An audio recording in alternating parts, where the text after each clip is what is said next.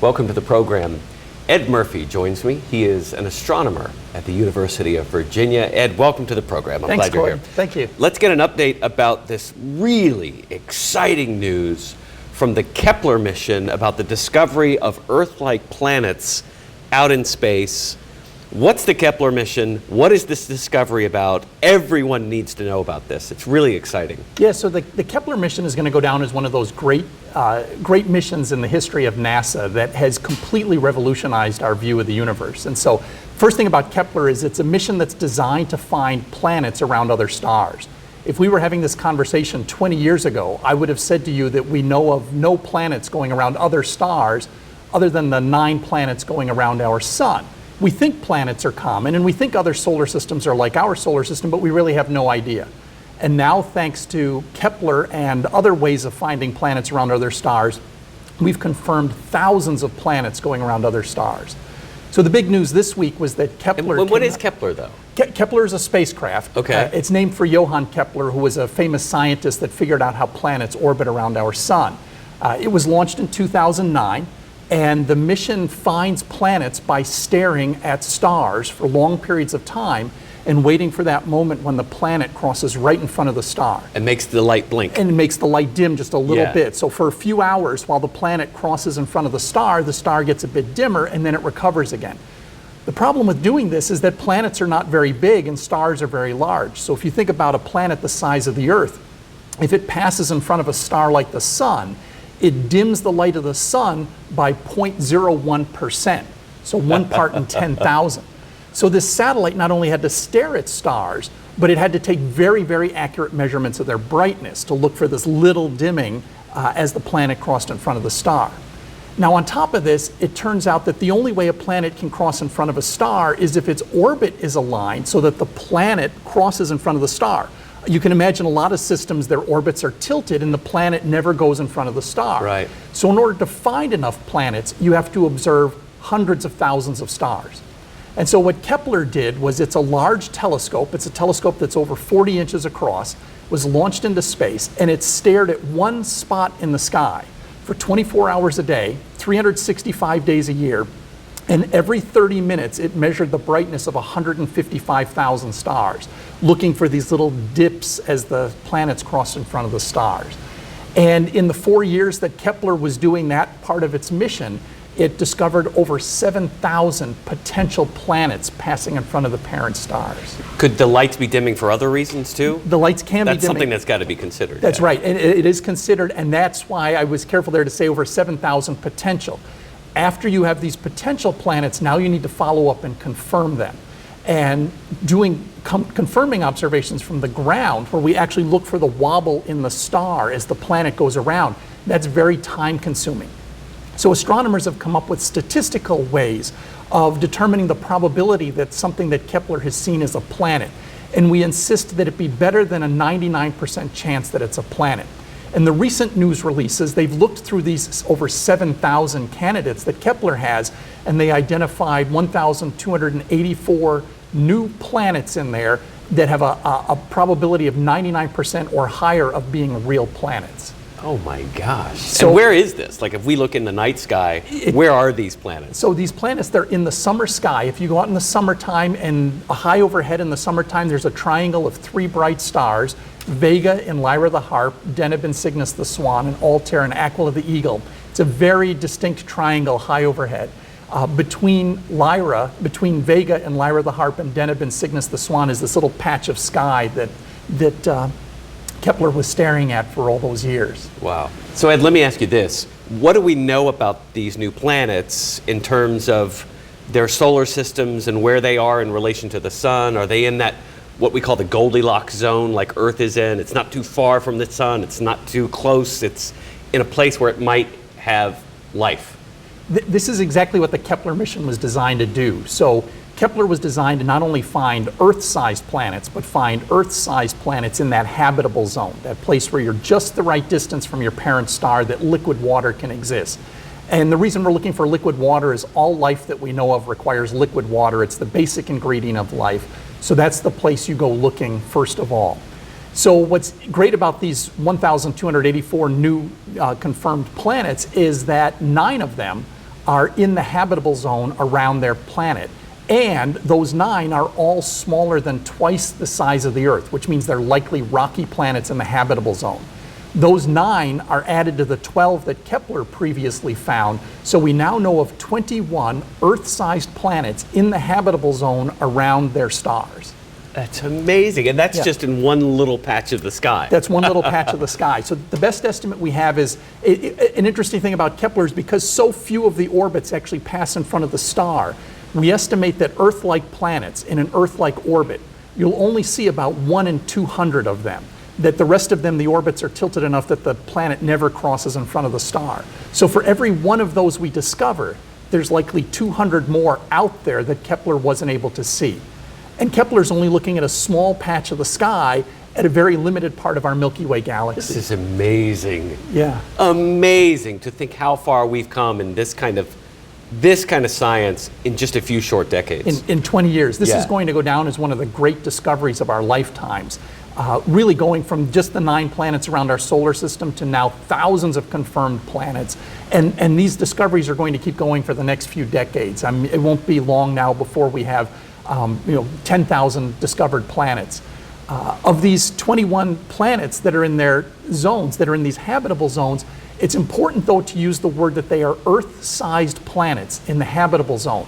But what I'm careful not to say is that we don't know yet whether they're Earth-like. Yeah. The problem is that and that's a problem with the reporting that the media is doing on this. They're reporting Earth-like planets. That's right. Which is inaccurate. Which is inaccurate. Don't know. We don't know, exactly, because when we look at them, all we see is the dimming. And how much they dim the light of their parent star tells us how big the planet is. And how long it takes the planet to go around the star tells us how far away it is. So that's how we get the size of the planet and whether it's in the habitable zone.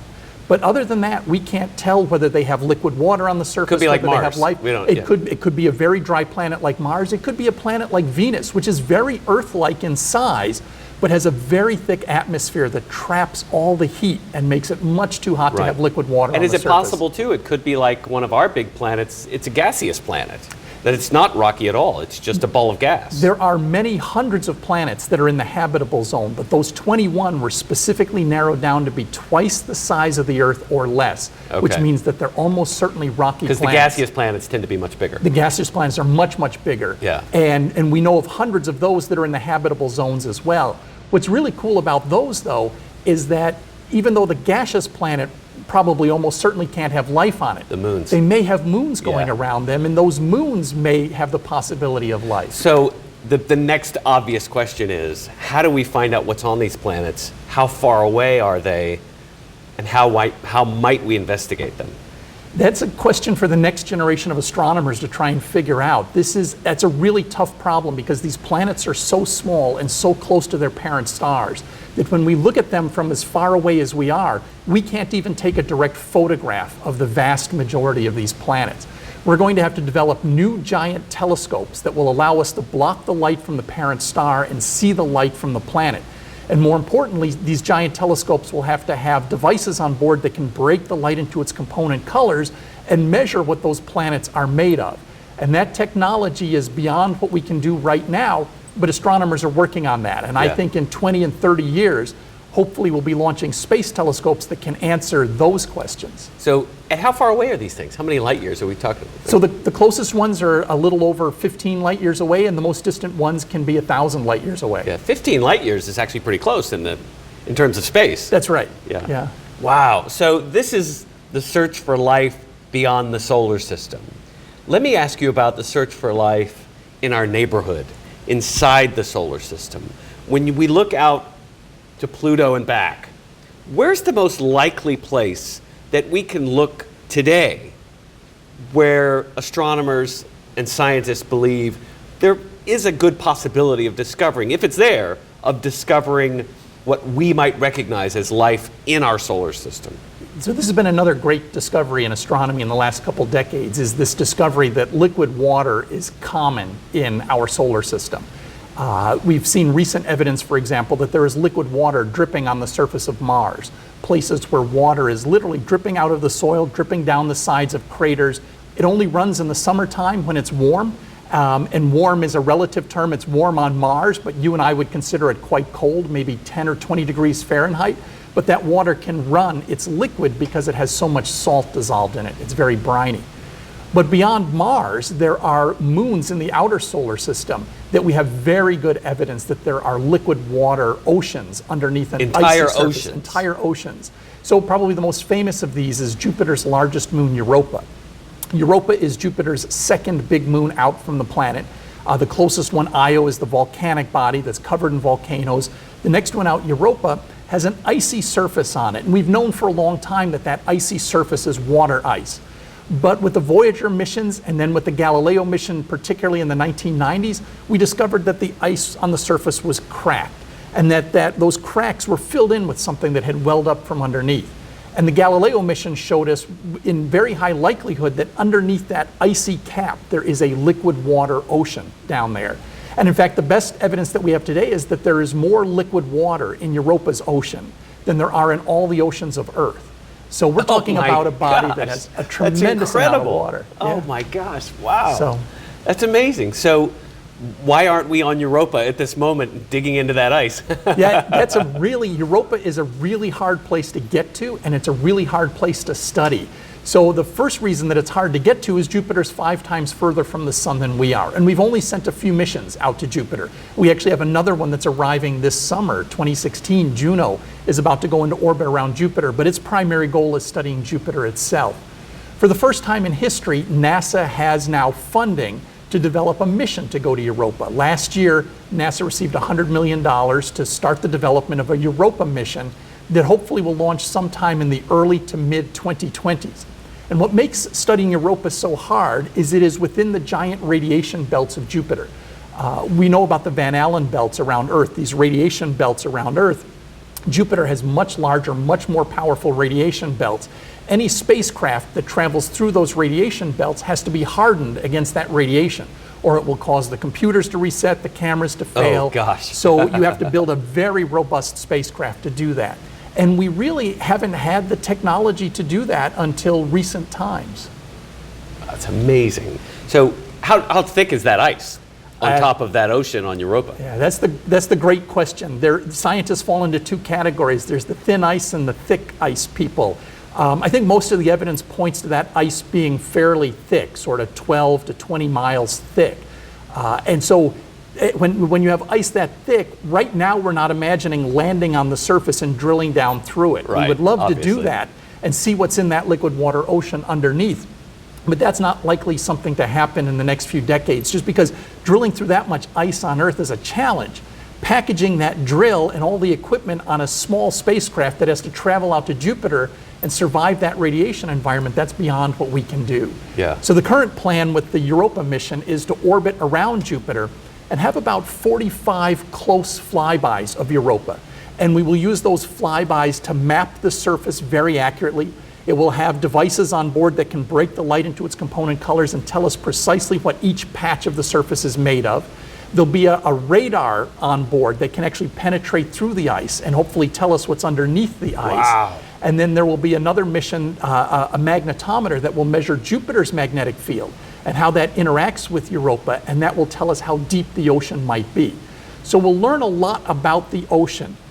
NASA is hoping that they might be able to include a small lander with this mission, but it's not going to do any drilling on the surface. It will likely land on the surface, hopefully in a place where we have evidence that water has recently welled up from underneath, and sample the surface. So it wouldn't have to dig through the ice. It wouldn't have to dig through the ice. It wouldn't have to dig very deep down below. And is it possible for one of those flying robots to land and actually test the water? To scoop up the water somehow and test it? So there's no... Look in it for microbes? Well, that would be the ideal thing. The best evidence we have is that there's no liquid water on the surface right now. It's buried underneath that icy cap. Okay. And in part that's because Europa's out at its distance from the sun. It's extremely cold. It's exposed to the vacuum of space, so liquid water on the surface wouldn't exist for very long. Right. But there do seem to be places where liquid water has very recently welled up from underneath. In fact, there are a couple places on the surface, little round patches, where the surface seems to be completely jumbled up. It's as if you took ice and cracked it into millions of pieces and let it float in water and then let the water refreeze. And we think that these are actually lakes of water that are underneath the ice, that these lakes have somehow melted and the ice up above started floating on that water. It cracked up, but the water refroze. And so those are places where water from underneath has probably relatively recently risen up to the surface. So the ice might be much thinner there. So the ice might be thinner there. It might be easier to access the water, but the water is probably still more than a mile deep, probably more than a couple miles deep in those locations.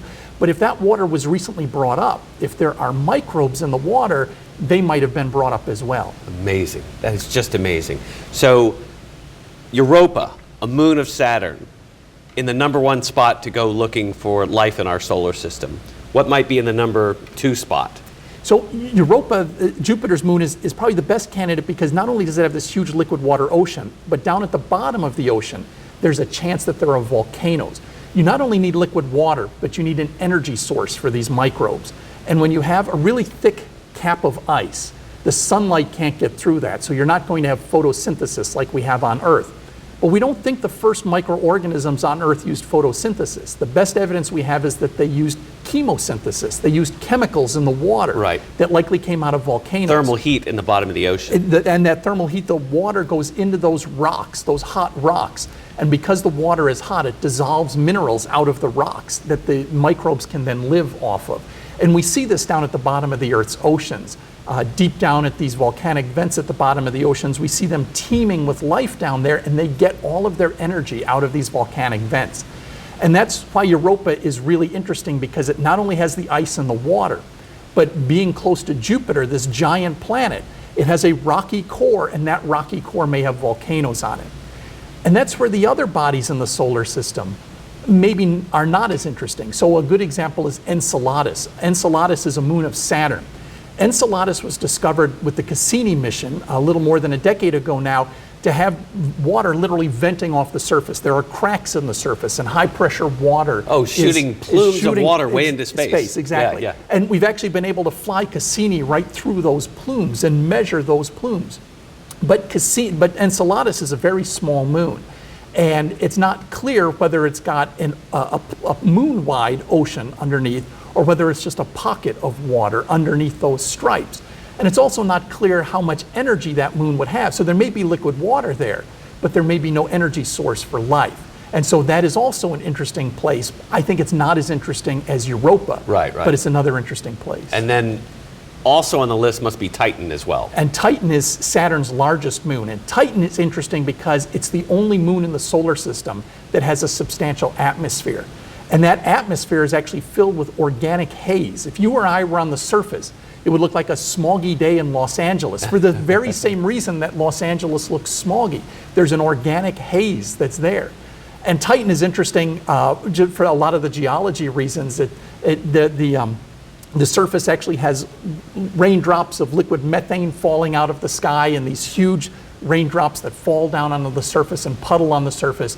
But we also have good evidence from the Cassini mission that there is water underneath the ice of Titan as well. So are we going to these moons of Saturn? I mean, you said that Europa, we finally got some money, NASA finally got some money to really build this mission to Europa, but that's years away. Are we planning to go to Titan or Enceladus? Not anytime soon. So the funding we have for the Europa mission, hopefully that will launch sometime in the early to mid 2020s, get to Jupiter around the year 2030, spend at least a couple years studying Europa. NASA and the planetary scientists certainly would like to go back to Saturn and would certainly like to look at those icy moons of Saturn, but there are no solid, and I should mention, we have a mission there now, Cassini, which has probably another year or two left in its mission before it runs out of fuel, and that will be the end of the Cassini mission. Right now, there are no funded plans to go back to Saturn, although I think that will probably happen in the 2030s or 2040s. Okay. Let's do this. Let's take a quick break, and then when we get back, I want to ask you about, we'll go to Mars. So when we get back, we'll go to Mars. You're watching the Coy Barefoot Program. We'll be right back.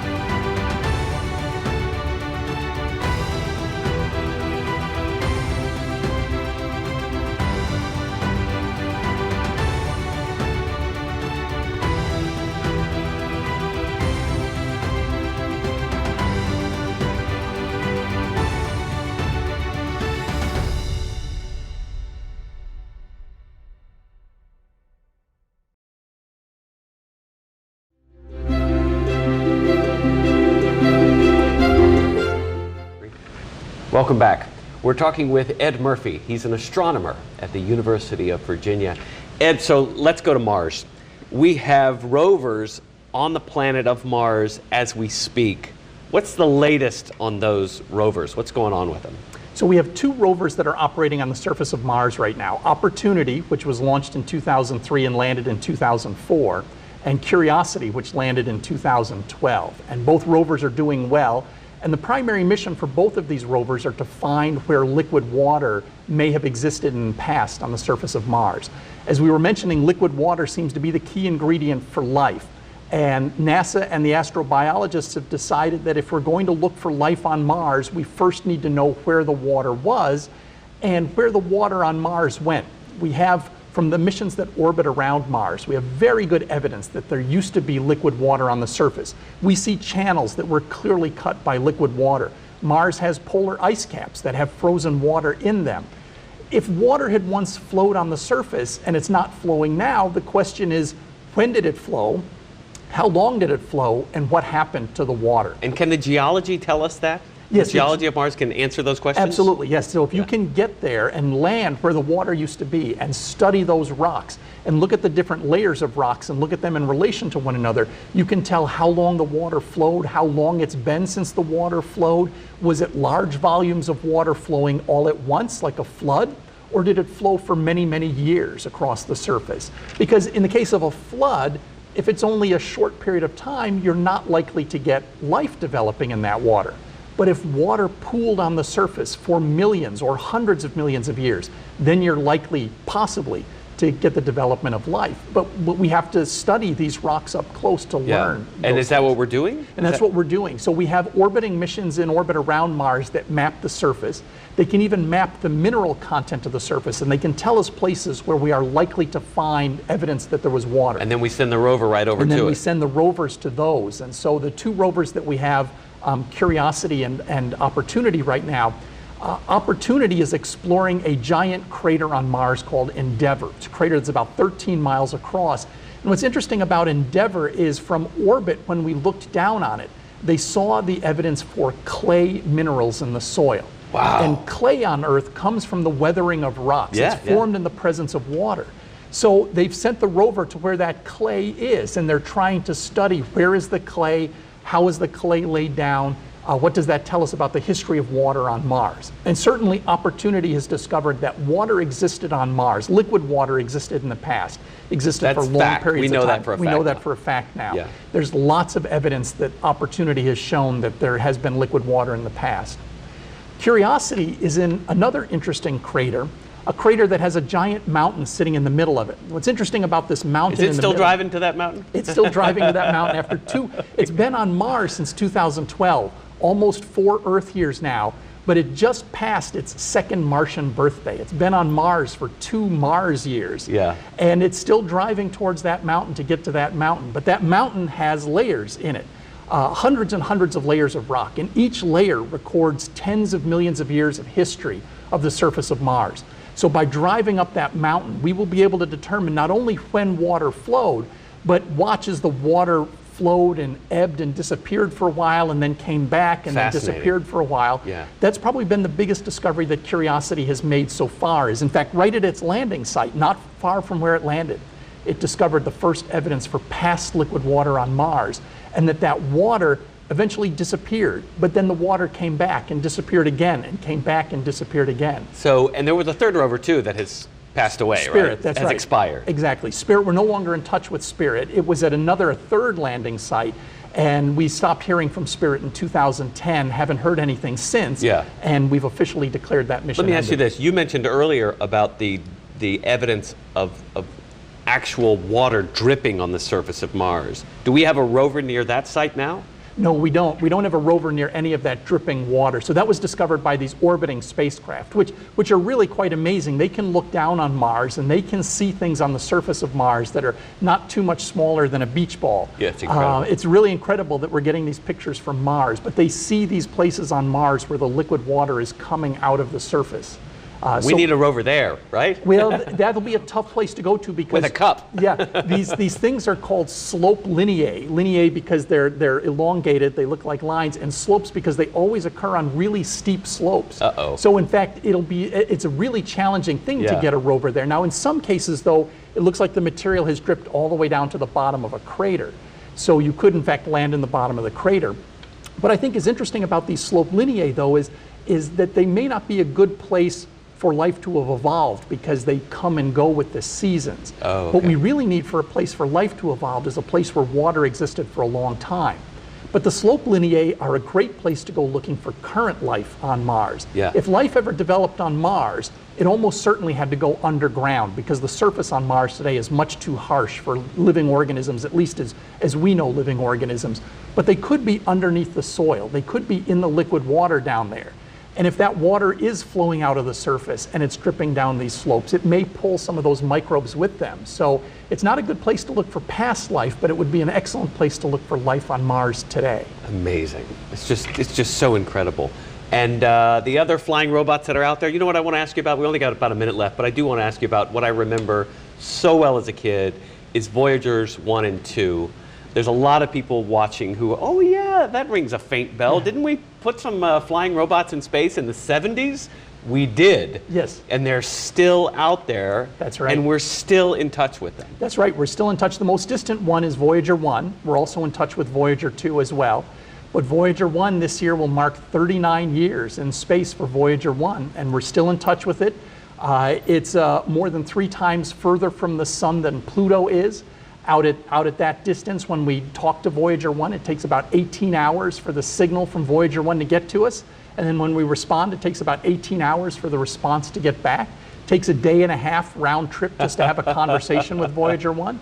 But it's out there at what we would consider the very edge of our solar system. And there's some evidence, right, that some people think it actually left the solar system. It depends on how you define Right, leaving right, the yeah, solar yeah. system, but it has left, the sun has a wind coming off, and where that wind plows up against the gas between the stars, it has crossed that boundary, and it has now crossed into interstellar space. Right, and a lot of people watching may not realize, because we weren't really taught this way in grade school, we were sort of taught that the sun sits in space and the planets go around it, but in fact the sun is actually shooting through space, leaving a wind behind it, and we're sort of corkscrewing around the sun as we shoot through space, going around another point in space in our own. That's right, yeah, the sun is orbiting around Orbit. the center of the galaxy, and then Yeah. the planets are orbiting around the sun, and even our own galaxy is not sitting still. Our galaxy is falling towards the Andromeda galaxy. The two of us are going to have a collision in about 3 to 5 billion years. The two of us are falling into the Virgo cluster, which is itself falling into an even larger cluster of galaxies. So everything is in relative motion out there. That's fascinating. Well, we'll look forward to that collision in 3 to 5 billion years. Thank you, Ed Murphy. Thanks, Coy. Appreciate it. Ed Murphy is an astronomer at the University of Virginia. I'm Coy Barefoot. Have a great week, and you all be good to each other.